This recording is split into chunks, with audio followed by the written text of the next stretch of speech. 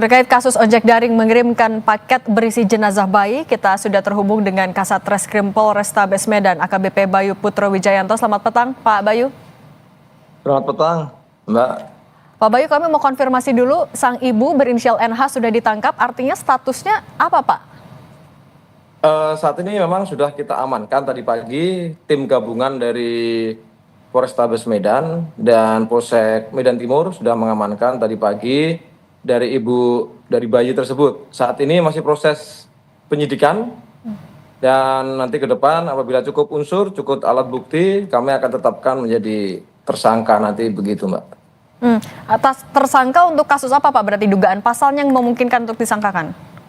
Ya memang di KUHP pasal 181 juga dijelaskan, tapi nanti akan kita konversi karena kami masih menunggu hasil otopsi ini, meninggal karena apa ini, Mbak. Kami akan koordinasi dengan dokter forensik untuk hasilnya dari otopsi seperti apa, maka kami akan mengkonstruksikan pasal tersebut nanti, Mbak, biar nanti tidak salah. Tapi kalau hasil pemeriksaan sementara, motif sebenarnya mengirimkan jenazah bayi itu untuk apa, Pak? Motif memang sebelumnya ini, Mbak, kami jelaskan sedikit bahwa bayi tersebut sebetulnya lahir karena belum waktunya lahir, yaitu prematur. Sudah 7 hari yang lalu, tepatnya tanggal 3, diketahui bayi tersebut lahir dan melahirkan sendiri. Kemudian tidak begitu lama, selang 4 hari diketahui oleh ibunya bayi tersebut sakit. Kemudian mengetahui sakit dibawa oleh ibunya ke rumah sakit Delima di daerah Belawan, sehingga dengan hasil analisa dokter bahwa bayi tersebut tidak bisa ditangani di rumah sakit Delima, sehingga harus dirujuk ke rumah sakit Pringadi. Mempertimbangkan hal tersebut, ibu korban karena bayi tersebut lahir tanpa orang tua, kemudian tidak ada identitas, kemudian mempertimbangkan faktor biaya, kemudian bayi tersebut tidak dirujuk ke Pringadi tapi dirawat di rumah, sehingga tidak begitu lama karena kondisi bayi tidak memungkinkan meninggal. Nah, dari situlah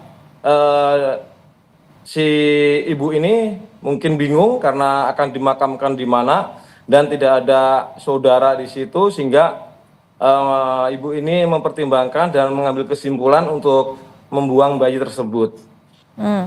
Kalau dari barang bukti CCTV kan juga ada 2 orang, Pak, tidak hanya ibu ini saja. Kalau untuk 1 orangnya lagi pengejarannya bagaimana, Pak?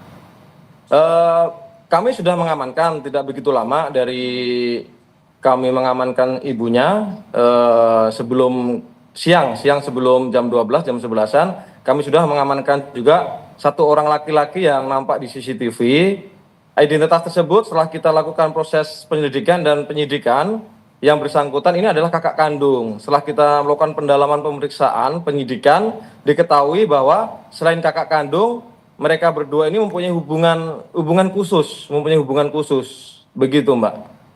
Pak, penegasan lagi artinya, tapi apa yang mendasari 2 orang ini mengirimkan jenazah bayinya ke masjid yang ada dekat kuburan? Apakah ada desakan atau ada yang meminta dari orang terdekat?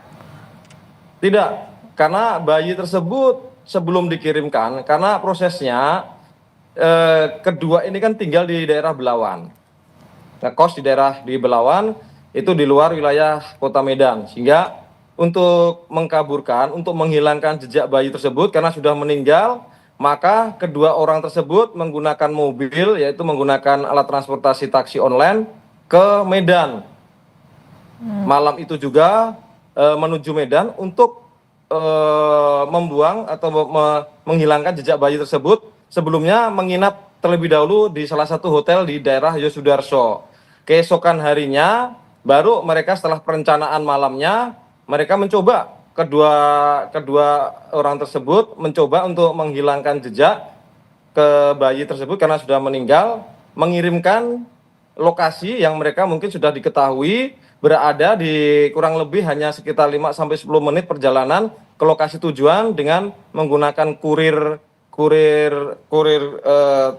online di daerah pemakaman, yaitu di sebuah masjid yang kiri kanannya makam, sehingga asumsi mereka ketika mereka mengirimkan dengan tujuan dan alamat yang tidak pasti dengan hal tersebut, dan identitas mereka pun sudah dibuat bahwa identitas untuk melakukan pengiriman pun itu baru dibuat semalam, sehingga dalam hal pelacakan memang agak kesulitan, sehingga harapan mereka ketika dikirimkan ke tujuan masjid yang berada di makam, harapan mereka bisa dimakamkan di lokasi tersebut oleh warga sekitar, demikian. Oke, Pak Bayu, memang masih didalami untuk kemungkinan pasal yang disangkakan, tapi mungkin Anda bisa jelaskan juga kepada publik, kalau dari yang sudah dilakukan dari motif dan juga modus, yang paling mungkin tindak pidananya masuknya kemana, Pak?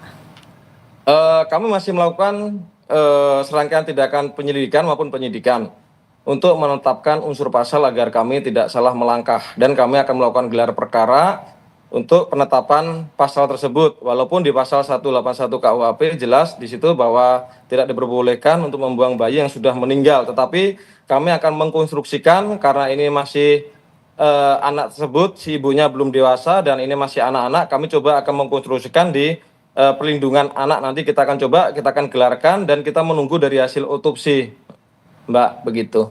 Oke, AKBP Bayu Putro Wijayanto, Kasat Reskrim Polrestabes Medan, terima kasih sudah berbagi di Kompas Petang. Sehat selalu, Pak. Amin, sama-sama Mbak, doa.